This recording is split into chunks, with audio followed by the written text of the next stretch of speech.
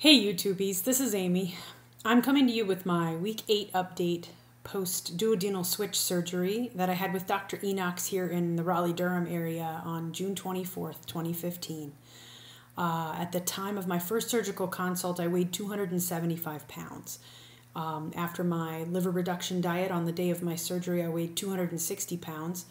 Last week, I weighed 230 pounds, and this week, I weigh just a little over 228, so it's about a pound and a half down, I guess, this week. So some more loss, some more, slower loss, but I'm fine with it. I think that may be the pace for me for a little while, or maybe the duration, or who knows. Prediction sort of pointless, isn't it? But I'm prepared for that because I'm pretty comfortable with a lot of the things I'm eating. I'm getting a lot more activity now, and meds are going down really well, so life is pretty good. I'm feeling very human again, and so all that's going really well. I've gotten really active again with Pilates, with my Pilates instructor, and we've been doing a lot of work on the reformer. Baby steps, very much baby steps. I don't want to overstate it, but it's really helping to build up my core strength, which will hopefully help fix my back issues that are keeping me from getting into some of the higher impact exercise that I would like to do. So that's something I'm working toward, and so far so good. Outside of Pilates, I would say most of my exercise is just walking. I'm not cleared to do any sort of weightlifting or anything like that, I think, until my 3-month appointment, which is yet a month away with my surgeon. So we'll see what happens after that. But I love how strong I feel when I lift weights. And I know that can help fill in some of the skin issues that a lot of us weight loss surgery patients confront. So it's definitely something that I will be doing with my super big pump you up music. Embarrassing though those songs may be.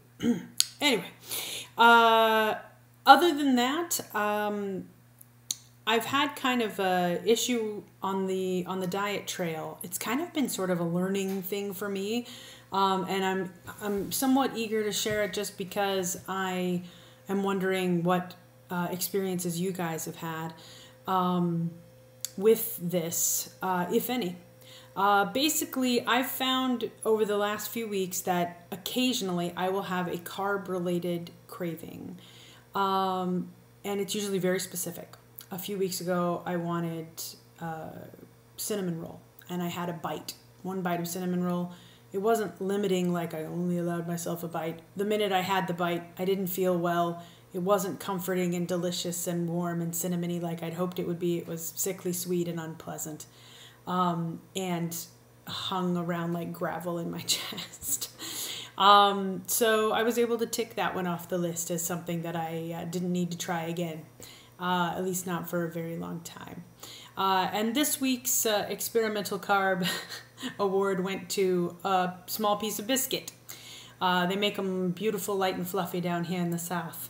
And we were out for breakfast. I had 2 eggs, just like I normally do, and 1 piece of bacon, which I'm totally allowed to have on my diet. And I decided to have a bite of biscuit because I just knew, the comfort I got from that type of food before, I would be able to recapture the feeling. And it was terrible. It stuck in my throat, in my chest, and it just felt awful. I couldn't eat for about 45 minutes to finish the food that I did want. And it was a hard lesson. And as with all the few other things like this that I've tried, after one bite, it's sort of a kind of a cautionary tale for me. And I don't mean to rationalize it in any way, but I have to say that the mental process of divorcing comfort feelings and emotional warmth and all of those things that I associated with certain types of food is a process I needed and need to go through. I'm not saying I'm going to sit here and try every single thing under the sun. There's only a few more items of things that we're like, oh yeah, that's the stuff.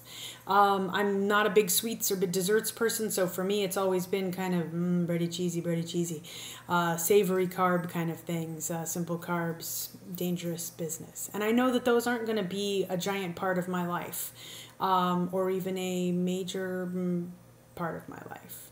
But it's not something that I can just turn around and walk away from without some food grieving. I don't know what the term is, but whatever it is, this experimentation that I'm doing is right now valuable for me, because last night I had dinner. I had a chicken burger, just a patty. I made myself up some yogurt spicy sauce, because sauces always help everything work well for me, and it gives me some extra protein. I had some feta cheese. I had some really fresh cherry tomatoes from some farmer's market thingamadoo we went to. And it was a phenomenal dinner. And I felt great. It tasted great. I felt great afterward. And those associations were made in my head also. Just like yesterday morning, the negative experience with the biscuit. So this may be way boring for you guys, and I'm sorry I'm giving you my deep, dark biscuit secrets or whatever, but I kind of wanted to talk about that, because it's definitely something that, while it may not be true forever, I know people start to have an easier time with carbs and things later on down the road, and I'm totally prepared to learn more and have things change. But for me right now, divorcing myself from comfort food through negative experiences and negative reinforcement, and creating some positive reinforcing experiences with, protein and a little bit of fresh veg has proven to be really valuable for me. I don't know how much more I'm going to do it, because it certainly sucks while it's happening in terms of the negative experiences, and it's sitting like cement in my esophagus. But it's a really necessary part of what's happening for me in the mental game right now. And I just thought I'd share it and see if anybody else is having any of those or has had them in the past. One other thing I wanted to share with you guys, and feel free to, pause or click away if this isn't your thing. But there were 3 products that I've been using increasingly over the past few weeks. I don't sell them. I don't know anybody who sells them personally. So I don't mean this as like a marketing thing, but if you think you might be interested just in the topic, I'll make this quick. The first one is Clinicure. I think I got it on Amazon. And I started using it a few months before my surgery. I've always had really fine, fairly thin hair, and I was worried in terms of the weight loss surgery experience about the hair loss. This was the only thing I ever took that actually made my nails strong and like they were really gonna take a beating, and thickened the quantity of hair, or at least the consistency of my hair. So I don't know how well it's going to hold up in the long haul through the hair loss phase or anything like that. But if you are interested, it's got, vitamins and some pantothenic acid and biotin and all that kind of good stuff. But it was something that actually I could feel a difference, at least pre-surgery. And so now that I'm able to swallow pills again, it's back on my list of things I take. The second one is Citracal. Obviously, everybody knows what Citracal is. It's at every Walgreens or whatever. But the reason I'm mentioning this is not because of Citracal or the fact that it has vitamin D in it. And it's because they come in petites. And if you are just moving from chewables to pills, some of you may never, some of you may really seriously dig on the chewables or the surgeon's vitamins or what have you. But for me, the artificial sweeteners and stuff were kind of hectic, and so I couldn't handle the flavors. And had to get onto pills as soon as possible. And petites really, really made a difference in terms of my ability to swallow them. And you do take 2, but or more depending on what your calcium needs are. But I found them to be super helpful. And a lot of other vitamins come in this format as well, multivitamins and so forth. So if that's something you have trouble with, the actual swallowing part, keep an eye out. I just wanted to put that out as something that's helped me.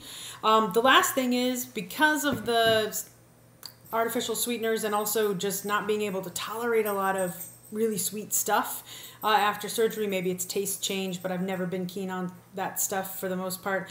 I make my own protein drinks with Greek yogurt and water and some frozen fruit and all that good stuff.